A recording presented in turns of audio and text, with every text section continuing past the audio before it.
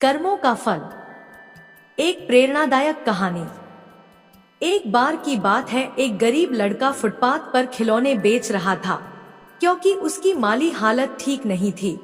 धूप में खिलौने बेचते बेचते जब वो थक गया तो उसको भूख और प्यास लगी। उसने सोचा कि क्यों न किसी के घर जाकर मदद मांग ली जाए। जैसे ही वह एक घर पर पहुंचा, उसने दरवाजा खटखटाया। बाहर एक लड़की निकल के आई। लड़का हड़बड़ा गया और उसकी बेचैनी बढ़ गई। उसने बोला, क्या मुझे पीने के लिए पानी मिल सकता है? लड़की अंदर गई और सोचने लगी कि गरीब लोगों को पानी तो सब पिलाते हैं, हो सकता है उसको भूख भी लगी हो। उसने देखा रोटी तो नहीं है, लेकिन उसकी नजर दूध पर गई। उसने एक गिलास दूध भरा और लड़के को दे दिया। लड़का दूध पीकर खुश हुआ। उसकी प्यास और भूख कुछ हद तक कम हो चुकी थी। लड़के ने कहा कि दूध के कितने पैसे दूं?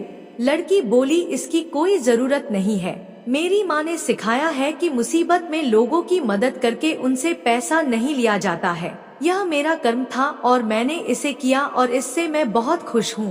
वह लड़का वहाँ से निकल गया, लेकिन रास्ते में सोच रहा था कि दुनिया में अच्छे लोगों की कमी नहीं है। अगर ढूंढा जाए तो ऐसे चेहरे और लोग सभी दिशाओं में मौजूद हैं।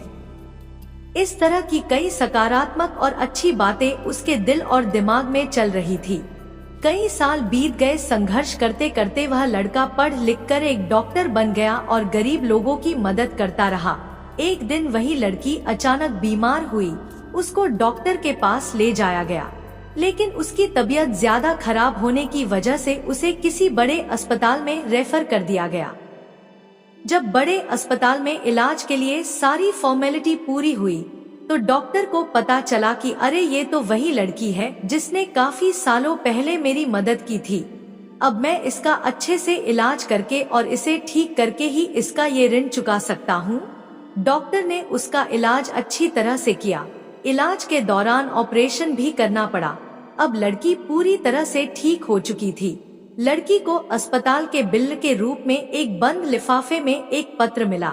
उस पत्र में लिखा था, आप पूरी तरह ठीक हैं और इस इलाज का पैसा तो आपने बरसों पहले एक गिलास दूध से चुका दिया है। लड़की की आंखों में आंसू थे। वह भागे भागे डॉक्टर के पास गई और बोली, मेरे पास इलाज के पैसे भी नहीं थे, लेकिन आप भगवान बनकर मेरे जीवन में आए। डॉक्टर ने कहा, जब हम दूसरों की बिना किसी स्वार्थ के मदद करते हैं तो एक दिन ये ब्याज सहित हमें वापस मिलता है। दोस्तों, इस कहानी से हमें सीख मिलती है कि हमें भी ज्यादा से ज्यादा लोगों की मदद करनी चाहिए, क्योंकि इससे हमें वो खुशी मिलती है जो दुनिया की किसी भी महंगी से महंगी चीज से नहीं खरीदी जा सकती, और एक न एक दिन हमारी की हुई लोगों की मदद अच्छा परिणाम लाती है।